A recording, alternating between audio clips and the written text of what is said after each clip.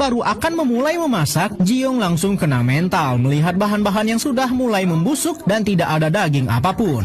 Namun untunglah Gilgem memiliki indera penciuman yang sangat bagus sehingga ia bisa menunjukkan keberadaan daging segar di sana kepada Jiong. Para wanita yang kehidupannya terancam ini mulai memasak dan benar-benar mengandalkan Jiong. Terlihat teknik dan skill memasak Jiong yang berasal dari masa depan benar-benar membuat semua orang kagum melihatnya. Jiong juga tak menyangka kalau bahan-bahan makanan di masa lalu ini memiliki cita rasa yang unik. Namun saat mengolah daging, Jiong mendapat masalah karena dagingnya sangat alot dan keras. Akhirnya ia harus berpikir bagaimana cara mengolah daging yang seperti ini. Setelah mengingat kembali semua teknik yang sudah ia pelajari di masa depan, Jiong ingat bahwa ada satu teknik dari Prancis yang sangat manjur untuk membuat daging empuk. Pertama-tama daging tersebut dipotong menjadi kotak-kotak kecil, lalu dibungkus dengan beberapa dedaunan dan rumput laut. Lalu inilah dia bagian terpentingnya. Daging harus dimasukkan ke dalam air dengan suhu 50 derajat dan direbus dengan pelan. Setelah air mendidih dicampur dengan air dingin, Jiong menggunakan tangannya untuk mengukur suhu. Karena pada masa ini tentu saja tidak ada termometer. Setelah suhu yang diinginkan tercapai, daging langsung dimasukkan dan setelah diangkat, ternyata teknik dari masa depan ini berhasil menciptakan cita rasa daging yang tak pernah dirasakan oleh orang-orang pada masa ini. Tamu dari kerajaan pun sudah tiba di kantor gubernur dan Jiong harus segera menyelesaikan masakannya selagi sekretaris raja menyeleksi para wanita yang sudah dikumpulkan oleh pegawai gubernur yang kelak akan dijadikan calon selir raja. Namun sekretaris raja malah tidak puas dengan para wanita yang sudah dikumpulkan. Gubernur bersama tamu dari kerajaan sudah berkumpul untuk mencicipi masakan Jiong dan para wanita yang ditahan. Namun saat melihat penampilan masakan Jiong, mereka malah langsung menghinanya dan mengatakan potongan daging seperti ini tidak pantas disajikan untuk tamu dari kerajaan. Semua koki dari dapur pun dipanggil menghadap gubernur dan tamu istana. Perwakilan gubernur langsung mengatakan bahwa mereka akan dihukum.